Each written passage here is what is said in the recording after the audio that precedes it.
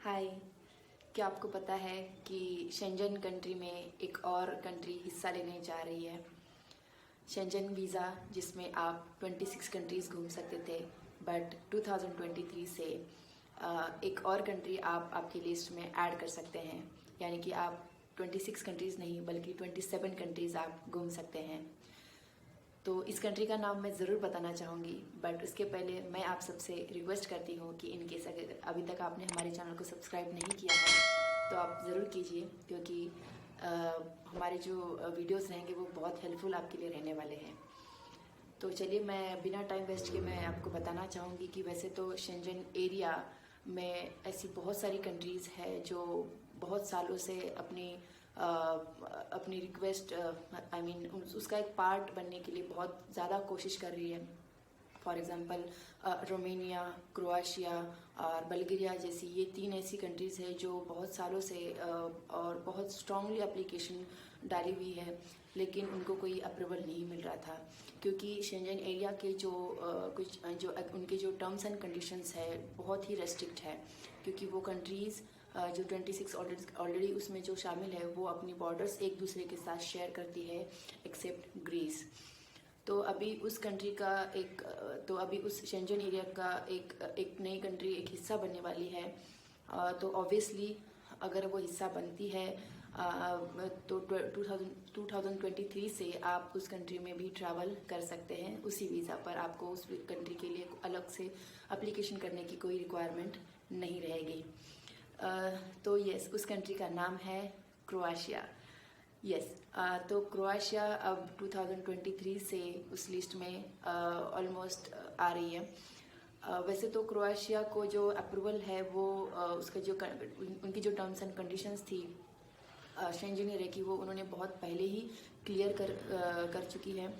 और कोरोना के पहले उनको एक अप्रूवल का कंफर्मेशन मिला था, बट कोरोना के जो केसेस चल रहे थे तो उसकी वजह से वो 2-3 साल डिले हो गया। और बट मे बी डिले हो जाने के बाद भी फाइनल एक अप्रूवल अभी आया है कि वो अभी शेंजन एरिया का हिस्सा बन सकती है। तो 2023 से जब भी आप वीज़ा एप्लीकेशन करेंगे तो आप क्रोएशिया भी घूम सकते हैं। वैसे देखा जाए तो क्रोएशिया का सिंगल एप्लीकेशन जब आप डालते थे तो most of the time rejection आ जाता था, क्योंकि क्रोएशिया वीज़ा एप्लीकेशन के जो टर्म्स एंड कंडीशंस है वीज़ा एम्बेसी की तरफ से वो कुछ ज़्यादा स्ट्रिक्ट है कि उनका जो टिकट है वो कंफर्म ही टिकट चाहिए विथ रिटर्न। और फॉर एग्जांपल जैसे हम लोग शेंजन में वीज़ा एप्लीकेशन करते हैं तो हम लोग टेंटेटिवली टिकट बुक करते हैं, या फिर ऐसा भी होता है कि वीज़ा आने के बाद हमारे प्लान्स कुछ चेंज हो जाते हैं तो हमको टिकट चेंज करना पड़ता है अकॉर्डिंगली। बट क्रोएशिया में ऐसा नहीं था। क्रोएशिया में जो टिकट आपने वीज़ा के वक्त प्रोवाइड किया था उसी टिकट के हिसाब से ही आपको प्लान करना पड़ेगा। जो होटल आपने बुक किया था उसी होटल में आपको रहना पड़ेगा, इतना इतना बैंक बैलेंस दिखाना पड़ेगा। तो जो भी डॉक्यूमेंट चेकलिस्ट क्रोएशिया एम्बेसी ने रखी थी वो आपको कंपलसरीली फॉलो करनी थी। इसीलिए और अगर इन केस किसी को वीज़ा मिला भी तो उनका जो इमिग्रेशन है वो भी बहुत स्ट्रिक्ट था, तो इसकी वजह से मोस्ट ऑफ द ट्रैवलर को एयरपोर्ट से ही रिटर्न आना पड़ता था। ओके, क्रोएशिया स्ट्रिक्ट इसलिए था क्योंकि वो नहीं चाहते थे कि उनकी जो बॉर्डर्स है उस पर कोई भी इलीगली एंट्री करे।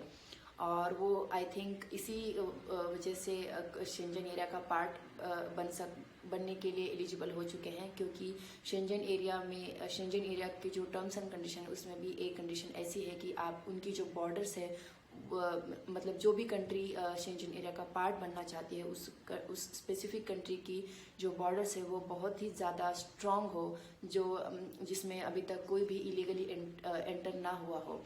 तो इसीलिए शेंजन का अभी क्रोएशिया पार्ट बन रही है। और तो अब सवाल ये आता है कि क्या अब क्रोएशिया का जो वीज़ा प्रोसेस है वो इजी हो जाएगा? क्या आपको अभी भी confirm ticket, confirm hotel, confirm itinerary दिखानी ज़रूरी होगी? इस पर हम लोग कोई कमिटमेंट तो नहीं कर सकते, क्योंकि वीज़ा देना ना देना वो उनकी इमिग्रेशन डिपार्टमेंट एम्बेसी के हाथ में होता है। उनके रूल्स एंड रेगुलेशंस के अकॉर्डिंगली आपका जो सक्सेस है या जो रिजेक्शन होता है वो क्लियर किया जाता है।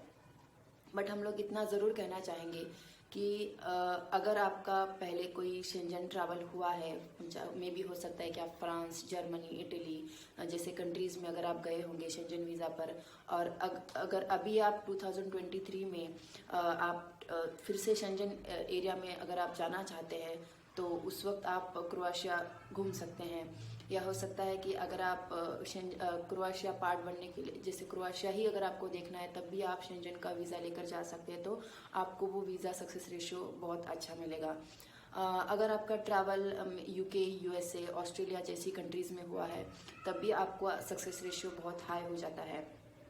और उसके बाद हम लोग ऐसे देख सकते हैं कि मतलब उनकी जो बॉर्डर्स है वो अभी एक दूसरे के साथ शेयर हो जाएगी, तो बहुत सारी चीज़ें उनके लिए भी आसान हो सकती है। बट हमारे लिए इम्पोर्टेंट इतना है कि हम लोग अभी शेंजन वीज़ा पर 27 कंट्रीज़ घूम सकते हैं। वैसे देखा जाए तो क्रोएशिया एक बहुत ही सुंदर देश है और रिमार्केबल कंट्री है। एक्सीलेंट इंफ्रास्ट्रक्चर भी है उनका और इनकम स्ट्रक्चर भी बहुत अच्छा है। वहाँ की जो लोग हैं वो भी बहुत अच्छे हैं। उनका गवर्नमेंट भी बहुत ज़्यादा सपोर्टिव है। तो ऐसे बहुत सारे उनके जो हम लोग बैकग्राउंड जैसे देखते हैं एक कंट्री का, तो वो बहुत ही ज़्यादा सपोर्टिव है और वहाँ पर हम लोग बहुत ही फ्री महसूस कर सकते हैं। ऐसी कंट्री है जहाँ पर हमको डरने की कोई ज़रूरत नहीं है अभी। तो मैं उम्मीद करती हूँ कि आप सबको ये वीडियो, ये इन्फॉर्मेशन बहुत ही ज़्यादा हेल्पफुल रहेगी। और इन केस अगर आप इन फ्यूचर 2023 में कभी भी शेंजन में ट्रैवल करना चाहते हैं तो आपको अभी ध्यान में रखना होगा कि आप क्रोएशिया भी घूम सकते हैं। तो आप डेफिनेटली क्रोएशिया का प्लान कीजिए क्योंकि क्रोएशिया देखने जैसी कंट्री है। तो इसी के साथ मैं आपको अभी थैंक यू बोलती हूँ और थैंक यू इसलिए कि आपने ये वीडियो एंड तक देखा है इसीलिए, एंड आपने हमारे चैनल को सब्सक्राइब किया है इसीलिए भी। मिलते हैं हम लोग नेक्स्ट वीडियो में, तब तक के लिए thank you so much. Have a great day.